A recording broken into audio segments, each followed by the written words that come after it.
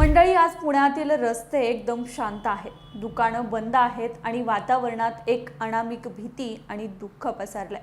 पुणे शहर सलग 2 दिवस बंद ठेवण्याचा मोठा निर्णय प्रशासनाने घेतलाय. महाराष्ट्राच्या राजकारणातील एक धडाडीचं नेतृत्व आणि पुण्याचे लाडके दादा म्हणजेच उपमुख्यमंत्री अजित पवार यांच्याबद्दल एक अतिशय काळजाचा ठोका चुकवणारी बातमी समोर येते. बारामती विमानतळावर लँडिंग दरम्यान विमानाचा भीषण अपघात झाला आणि या अपघातात दादांची प्राणज्योत मावळल्याची धक्कादायक माहिती समोर आली. हे वृत्त समजता संपूर्ण महाराष्ट्र सुन्न झालाय. बारामतीमध्ये तर जणू आभाळच फाटलंय अशी परिस्थिती आहे. दादांच्या निधनाची पुष्टी झाल्यानंतर पुणे महापालिका आयुक्तांनी तातडीने शहर 2 दिवस बंद ठेवण्याचे आदेश दिले. आज पुण्यातल्या पेठा, गजबजलेलं मार्केट यार्ड आणि बारामतीची बाजारपेठ सगळीकडे शुकशुकाट आहे.